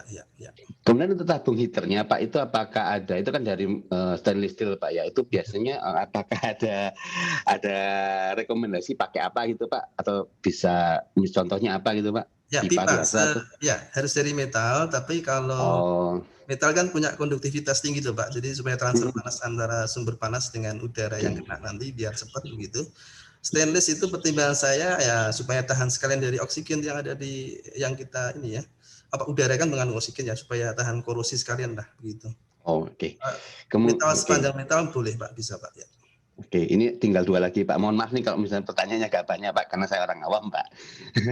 Kemudian tadi kan Pak Mujib sempat menyebutkan alat ukur itu seperti apa ya Pak ya? Alat ukur seperti untuk konsentrasinya segala macam. Itu apakah bisa dibeli secara umum? Kemudian apakah mudah dipakai gitu Pak? Biasanya memang sebenarnya nggak perlu sih. Alat ukur ini Pak, memang masih lumayan mahal di Indonesia ya. Jadi biasanya untuk keperluan riset di lab ya. Kalau Bapak sebutan di universitas, rumah sakit itu masih sangat ini ya mungkin. Tapi kalau untuk rumah tangga saya kira nggak perlu Pak, itu Pak nggak perlu. Hanya gini, suatu saat Bapak bisa menganalisiskan, mengecekkan sampel itu, Bapak cukup kolek saja gas yang keluar dari mesin ketika beroperasi, Bapak kolek di dalam suatu cup gitu ya, rapat nanti disampelkan, dimintakan dianalisis di universitas Pak. Oh bisa ya Pak ya? Di lab-lab yang iya itu bisa. Ya. Oke. Terakhir Pak, ini mungkin agak karena sebagai awam, satu masalah keamanan Pak. Jadi yang outputnya tadi itu bisa langsung ke selang ke pasien, maksudnya langsung digunakan, atau bisa atau lewat regulator yang kayak di tabung oksigen itu Pak? Ya, lebih aman lewat regulator Pak, karena itu kan juga diatur debitnya ya. Jadi kalau kita inhale itu kan sebenarnya kita inhale itu perlu sekitar ini ya, kalau per menit saya baca tadi 4 literan oksigen. Ya, oke. Nah terakhir. Artinya kalau lebih baik memenuhi itu supaya pasiennya ya sehat juga, tidak tambah sakit ya. Ya, artinya kan kita juga bisa mengatur beberapa kecepatan aliran yang masuk ke pasien. Nah, terakhir Pak, apakah dengan menggunakan pipa PVC segala macam ini kemungkinan, ya mohon maaf nih kalau pertanyaannya agak silly, agak bodoh gitu Pak, meledak gitu Pak? Gini, tekanan tadi sudah kita ini ya bicarakan, memang ketebalan plat, ketebalan pipa itu tergantung ini ya, artinya dirancang itu pada internal working pressure tertentu. Kalau tekanan terlalu tinggi dia akan pecah ya. Ini memang kita perlu data ini Pak. Pipa itu punya ketebalan. Ya, shear stress-nya berapa, itu yang kekuatan bahan itu. Bisa kita hitung secara teoritis, nanti kita ambil angka desain keamanan begitu. Ya nanti bisa kita hitung juga, kita perkirakan. Yang penting kalau Bapak ingin betul-betul bisa mengukur tekanan, ya di tabung itu harus ada semacam pressure control Pak. Alat semacam regulator juga. Oh gitu ya Pak. Nah, oke. Soalnya kan kita kan hanya istilahnya mengkondisikan sedikit di atas atmosferik supaya absorpsinya lebih baik itu. Jadi terus jangan di stop terlalu lama, itu yang awalnya itu valve-nya jangan ditutup terlalu lama ya. Kita bisa lakukan riset dulu kalau ingin tahu betul ini waktunya berapa dan sebagainya ya. Oh gitu ya Pak. Ya, oke. Sebentar itu sih Pak. Terima kasih Pak Mujib, panitia. Waalaikumsalam warahmatullahi wabarakatuh. Waalaikumsalam warahmatullahi wabarakatuh. Terima kasih Pak Iwan, terima kasih jawabannya juga Pak Mujib. Selanjutnya pertanyaan dari Pak Rudi Irawan. Silakan Pak Rudi Irawan. Ya. Assalamualaikum warahmatullahi wabarakatuh, Pak Mujib. Waalaikumsalam. Saya mau intanya sedikit aja, Pak. Apa ini alatnya sudah pernah dicoba, Pak, yang darurat tadi, Pak? Ya, apakah dengan aerator akuarium itu udaranya bisa nembus kolom zeolit yang kira-kira 1 meter, Pak, ya? Itu yang pertanyaan saya yang pertama. Yang kedua, kira-kira apa yang bahan yang untuk menyekat zeolitnya, Pak, supaya jangan terbawa oleh udara gitu, Pak. Yang kedua. Dan kemudian yang ketiga, Pak, kalau kita modifikasi dari aerator yang bukan nitrogen generator, Pak, yang ada di SPBU itu biasanya, itu kompresor mereka itu apakah kompresor yang tanpa oil, Pak, oilless, atau yang ada oil? Kalau ada yang oil, takutnya nanti oksigen yang dihasilkan mungkin mengandung uap-uap oilnya gitu, Pak. Itu saja, Pak. Kira-kira terima kasih, Pak Mujib. Oke, terima kasih Pak Rudi. Jadi tadi yang namanya zeolite molecular sieve tadi ya, ZMS tadi kita susun di dalam tabung itu secara bertumpuk ya. Bukan satu penuh istilahnya satu pejal, ukuran pejal tertentu dimasukkan situ enggak, tapi itu hanya tumpukan-tumpukan yang berukuran tadi kalau yang saya sebutkan berapa ZMS 13X tadi sekitar 1,5 mili, Pak. Masing-masing berukuran 1,5 mili dan bentuknya bola, sebetulnya di situ bola. Itu kita tumpuk sehingga rongga-rongga di antara tumpukan itu masih ada. Itulah nanti tempat aliran gas itu mengalir, Pak. Jadi enggak kemudian tidak bisa lewat situ, enggak. Meskipun pakai aerator enggak masalah. Ya. Kemudian yang kedua tadi yang oil, masih ingat yang oil ya. Jadi kalau itu mohon maaf saya belum tahu spek kompresornya di situ, Pak. Mohon maaf, mungkin dari teknik mesin lebih tahu.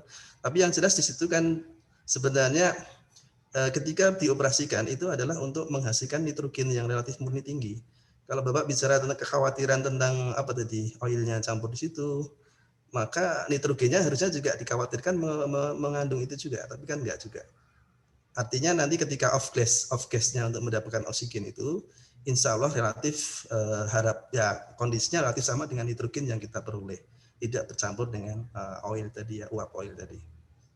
Itu Pak Rudi ya. Yang kedua saya agak lupa tadi apa ya Pak Rudi ya. Itu yang penyekat ininya, Pak, penyekat zeolitnya itu supaya nggak terbawa oleh itu udara. Jadi nanti di situ sebaiknya ada semacam perforated plate tadi ya. Perforated plate itu ya paling gampang saringan lah, saringan yang bisa beli dari toko besi juga, Pak. Saringannya ya nanti kita kondisikan ukurannya sama dengan diameter pipa kita itu, dan tidak menyebabkan kebocoran ya ketika kita membuat tabung adsorpsi itu. Jadi pakai semacam saringan, Bapak. Atas bawah perlu saringan di situ. Ya. Oke. Terima kasih Pak Mujib. Assalamualaikum warahmatullahi wabarakatuh. Terima kasih Pak Rudi Rawan dan jawabannya dari Pak Mujib. Pertanyaan selanjutnya kami berikan waktu kepada Pak Ukun Maskur. Baik, selamat pagi Bapak sekalian. Pak Mujib, terima kasih atas kesempatannya. Ini Pak Mujib, saya bukan orang teknis, saya orang end user di rumah sakit, jadi kurang ngerti tentang masalah teknis. Pertama yang saya tanyakan, Pak Mujib, untuk alatnya sudah ada belum yang sudah bisa didemokan atau diperlihatkan, atau mungkin Pak Mujib punya videonya sehingga gambaran bagi kami itu jauh lebih gampang untuk membayangkan bendanya. Itu yang pertama. Kemudian dari alat ini kan nanti memproduksi oksigen, dimana oksigennya itu konsentrasinya tadi tidak bisa mencapai 100%. Kira-kira minimal maksimal yang masih bisa dicapai oleh alat ini berapa banyak, dan apa-apa saja yang kira-kira yang mempengaruhi nantinya terhadap konsentrasi produk oksigen yang dihasilkan. Tadi juga saya sudah dengar bahwa ada alat khusus tersendiri untuk mengukur konsentrasi oksigen, tapi cukup mahal, ya mungkin nanti nanti coba kita lihat saja bagaimana ininya. Kemudian yang terakhir Pak, ini kan tadi produksinya nanti harus ditampung di sebuah tangki lagi. Nah, saya masih belum terbayang tentang tekanan dari tangki tersebut untuk kemudian didistribusikan kepada pasien.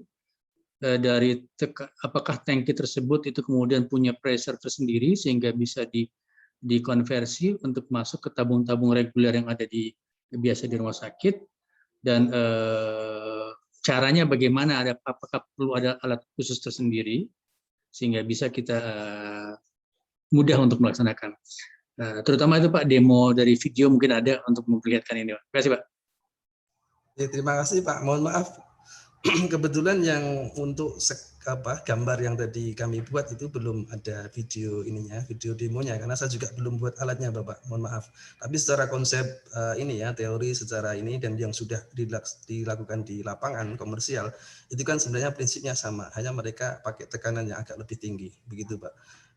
Di samping tekanan sebenarnya kita bisa mengkondisikan kinerja pemisahan ini dari zeolitnya itu sendiri Bapak. Kalau kita sudah beli zeolit yang komersial itu insya Allah meskipun tekanannya tidak tinggi sekali, tidak tinggi ya, memang tidak di atas 5 begitu, insya Allah pemisahan itu relatif berjalan dengan baik. Kemudian untuk yang tangki tadi Bapak, ya kita sebisa mungkin menyimpan sebanyak-banyaknya dengan tekanan tertentu tadi, paling enggak tekanan di situ akan di bawah sedikit dari tekanan mesin keluar ya.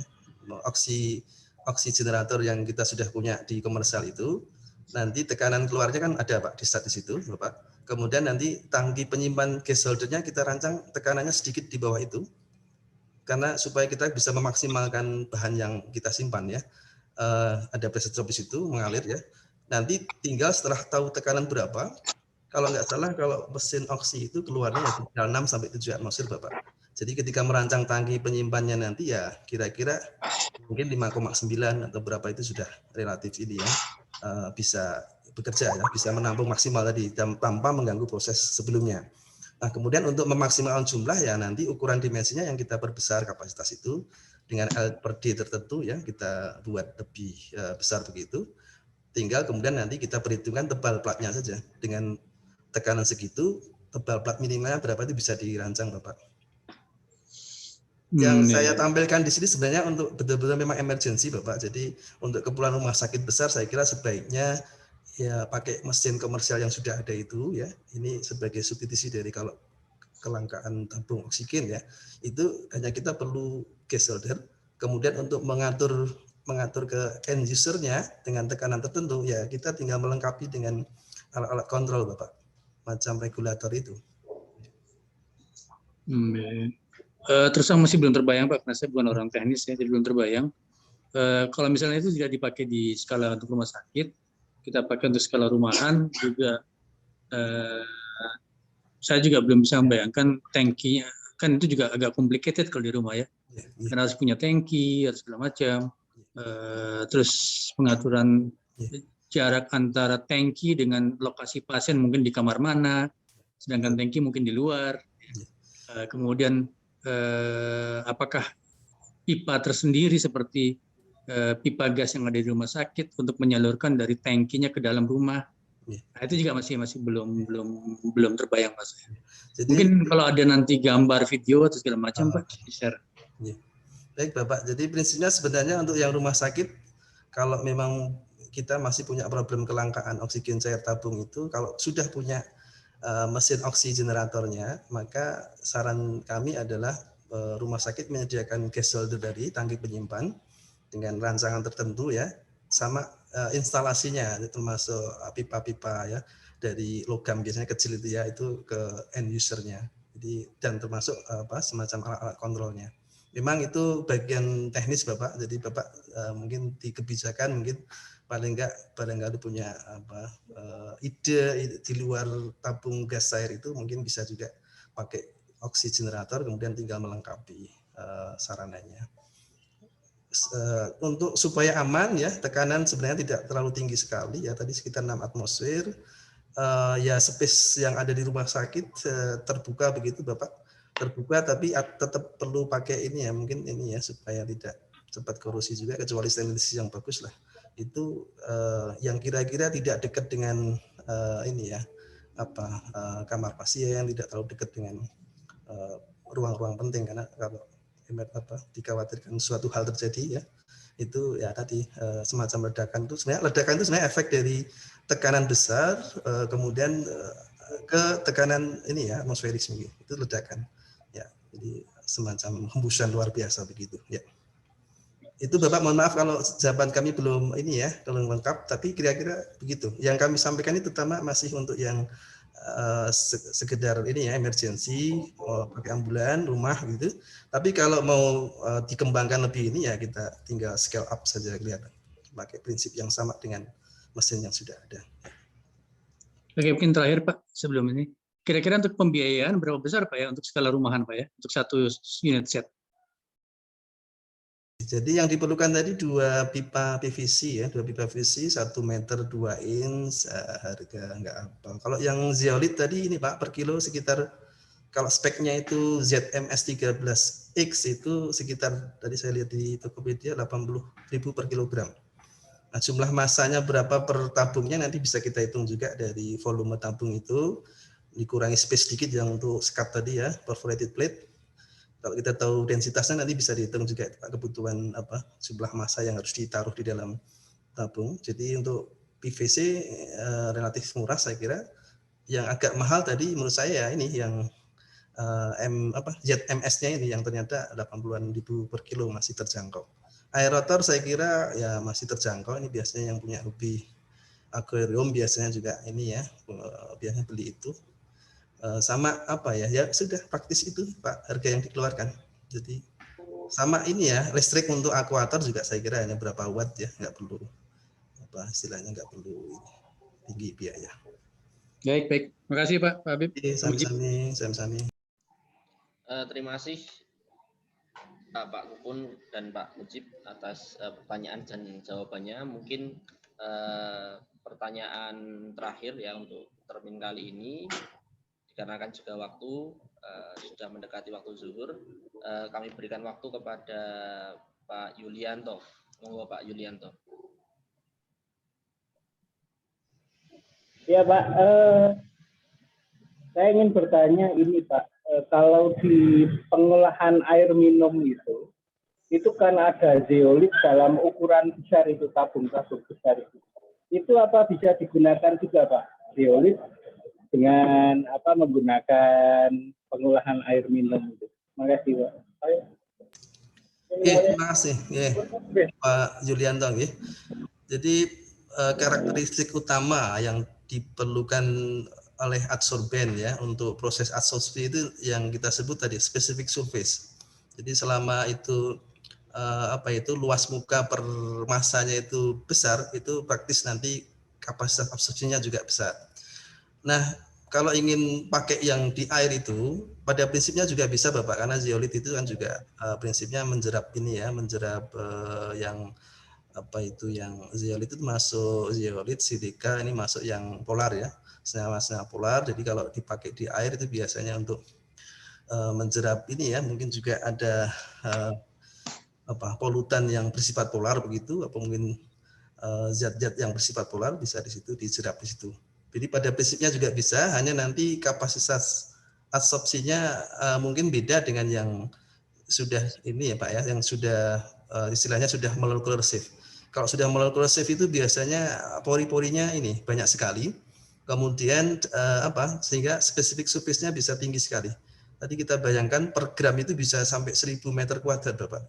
Tadi kalau yang di air itu mungkin belum sampai molekular-safe, itu kelihatannya belum sampai molekular-safe, artinya meskipun berpori tapi spesifik surface-nya tidak tinggi sekali. Pada prinsipnya bisa, hanya nanti kapasitas absorpsinya menjerap nitrogennya akan lebih rendah, sehingga nanti untuk waktu mengoperasikannya lebih singkat Bapak, karena cepat saturated ya, cepat jenuh, harus diregenerasi. Begitu Pak Yulianto. Ya Pak, terima kasih informasinya. Terima kasih Pak Yulianto atas pertanyaannya dan Pak Mujib jawaban yang sudah diberikan. Mungkin masih banyak sekali yang muncul pertanyaan dan lain sebagainya, namun belum bisa kita fasilitasi satu persatu. Namun nanti apabila dari peserta webinar ada yang memiliki pertanyaan, nanti bisa kami bantu direct message atau DM melalui Instagram @mdmcjateng.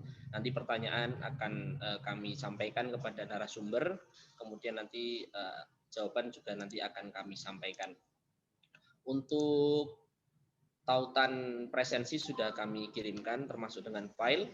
Apabila dari Bapak Ibu atau peserta webinar belum bisa mengakses melalui Zoom chat, nanti akan kami upload melalui Google Drive, kemudian tautan akan kami sematkan di Instagram @mdmc_jateng.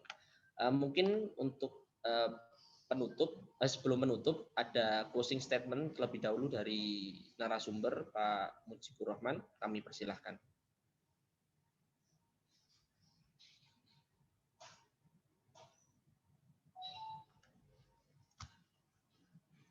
Monggo Pak Mujib untuk closing statement.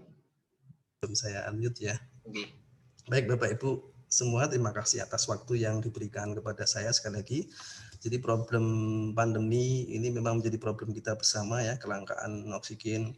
Ini harus kita tangani sebisa yang kita bisa, secara maksimal, secara simultan. Artinya pabrik-pabrik yang menyediakan oksigen cair silahkan memperbaiki distribusi ya, supaya langsung sampai ke ini ya para pemakai itu.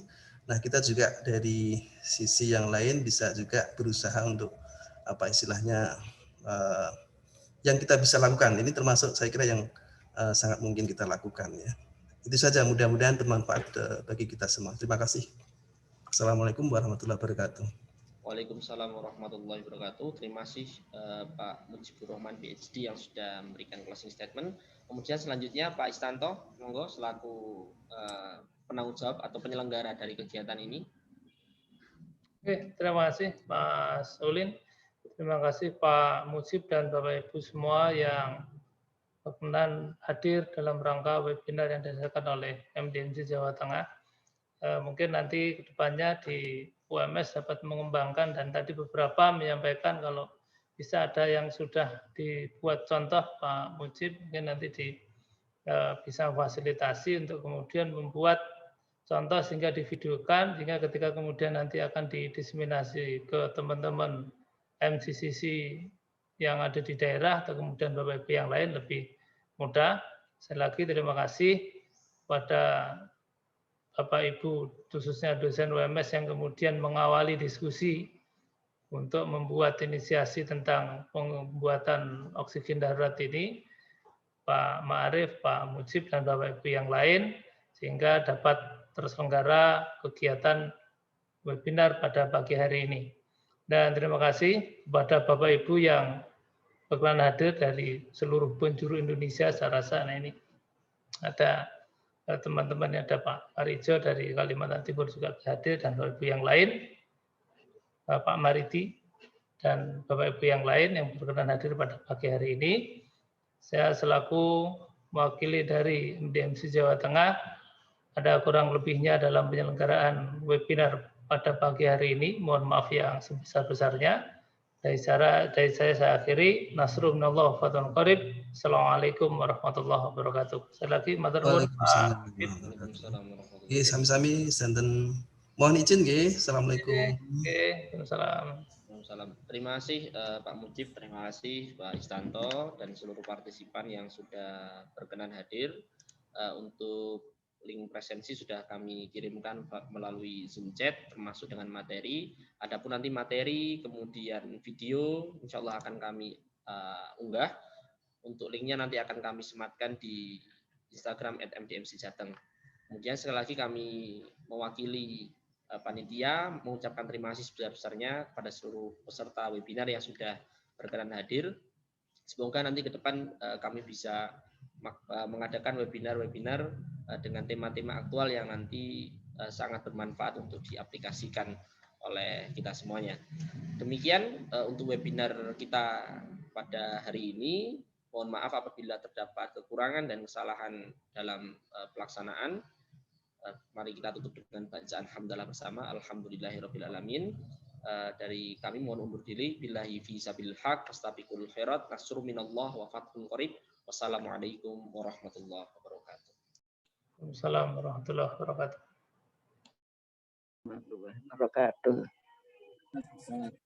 Waalaikumsalam warahmatullahi wabarakatuh. Matur nuwun.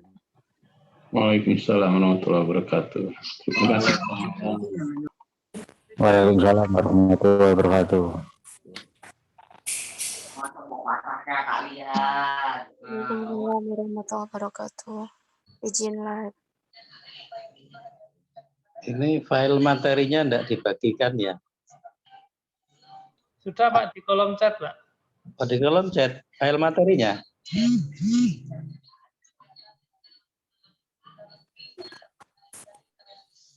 Ya, bisa tolong dibagikan materinya ya. Terima kasih.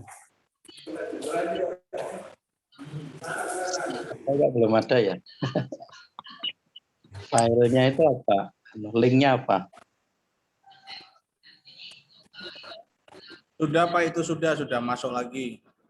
Di kolom chat itu Pak, ada Pak. Ini baru form daftar hadir ya. Yang Kalau dibagi dari handphone ada yang tidak bisa Pak. Oh, Dari handphone Pak. kalau lewat email bisa enggak? Saya kasih email lewat chat ya. Ya di presensi kan ada itu nomor handphone, sebenarnya lebih baik kalau di WA kan juga ya.